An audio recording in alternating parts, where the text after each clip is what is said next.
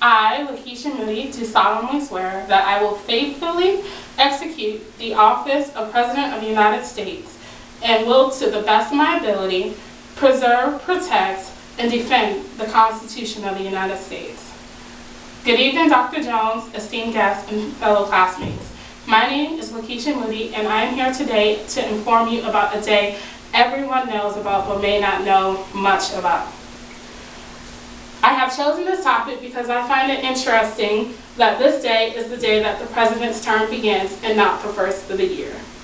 I will talk about the history of the day, what is involved in this day, and finally why this day is chosen. The references material for this presentation include the following: the Joint Congressional Committee of Inaugural Ceremonies, Inaugural History, courtesy of the PBS NewsHour, Presidential Inauguration, Past and Present, a look at the history behind Pomp and Circumstance by Donald R. Kennan, Chief Historian of the U.S. Capitol Historical Society. The History of Inauguration, written by Bradley Craig, who is a student at Harvard University and also interns at the History News. Interesting facts about inauguration by Shelgay Schulberg, who works at the New York Times, and a guide to federal records in the National Archives of the United States, compiled by Robert M. Machete. These references help with all the information you are about to learn, and we will begin with the history of the inauguration. Inauguration has been the key event to the start of the presidential term since George Washington, who is our first president. The inauguration date was not always on January 20th, as we know now, but it was once on March 4th. This day was changed when the ratification of the 20th Amendment happened. As stated before, the first inauguration began with George Washington, but his first term began on April 30th, 1879, on the balcony of Federal Hall in New York, New York. Most inaugurations were held in D.C., but previously they were held in Pennsylvania, which was once the capital of the United States.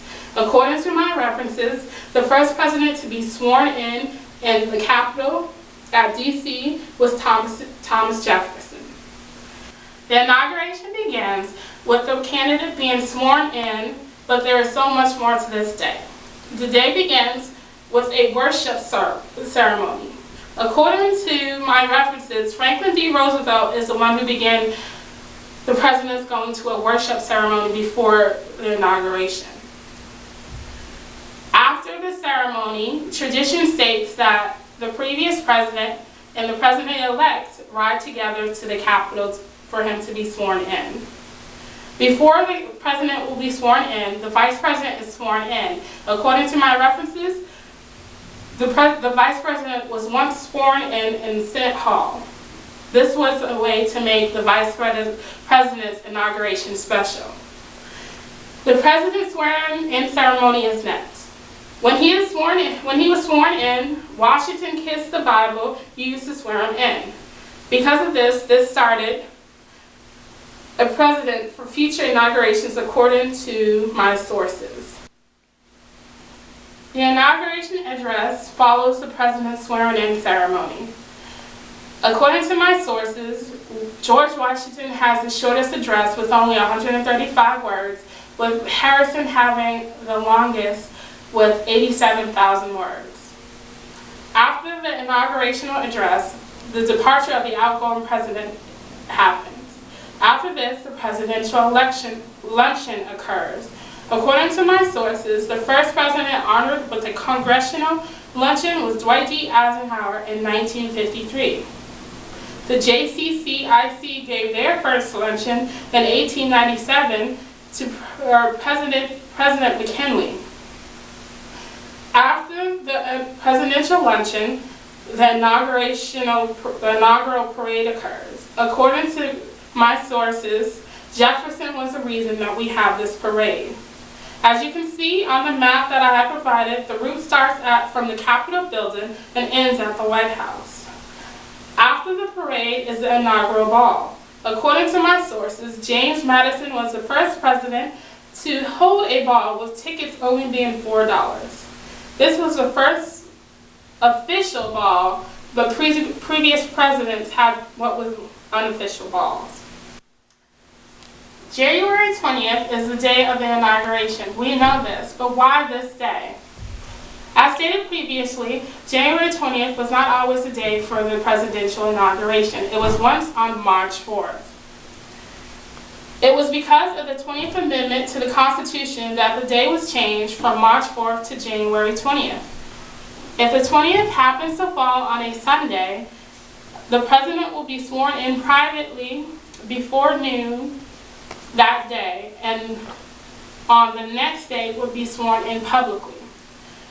This dates back as far as 1970. So far, there have been 9 presidents sworn in on a Sunday. At this time, I would like to ask if anyone has any questions about what we have talked about. Yes?